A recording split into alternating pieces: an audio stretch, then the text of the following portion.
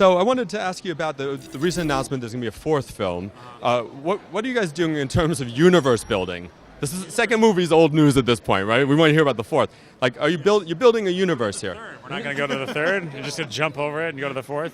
Well, no. I mean, one of the things that was fun about, if you look at the comics, there's 50 years of comics, and there are so many little offshoots and off ramps and details and characters and things to explore, and rather than cram them all into one movie, I think there's enough material, obviously, to let that generate a sort of an ongoing series of stories. And I think there's also characters that are in the Spider-Man universe, whether it's Venom or the Sinister Six, or that have so much potential to carry their own cinematic universes.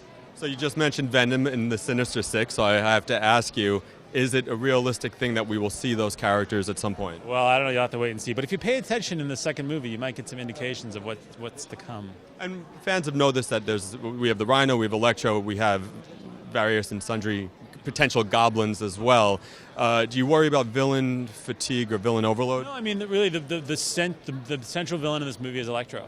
And that's the person that Spider-Man has to defeat and confronts him in a way that he's never been confronted before. And I think, the Rhino makes it a couple appearances in the movie, but it's really our main focus is Electro, which I think is a incredibly appreciated villain. I mean, if you really think about Electro, he is godlike.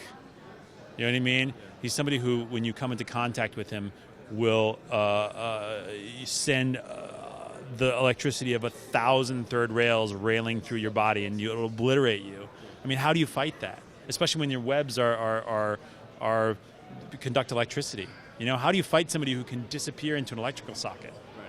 I mean, it's a really kind of interesting villain. Yeah. And he starts in a very humble way, if I understand correctly, as well. Max Dillon has very humble beginnings. Yeah. Now, as far as Peter's parents and that storyline, which was it started in the first film, but we kind of didn't get a resolution to it, are we getting back to that? Well, you'll just have to see the movie, won't you? But there are questions that were raised in the first movie that will be answered in the second movie, yes. Okay. And in terms of Gwen Stacy and Mary Jane, we know Mary Jane, Shailene shot some stuff and that was dropped. Can you just tell me a little bit about the thinking behind that? I just really felt it was important to focus. I mean, Gwen and Peter's relationship is so fundamental to this movie and to these movies that I felt it was really important to just focus on that. And Mary Jane was in it for, a couple small scenes. It just felt like it was more important and more balanced to focus on that relationship. Will it be recast at this point, can you say?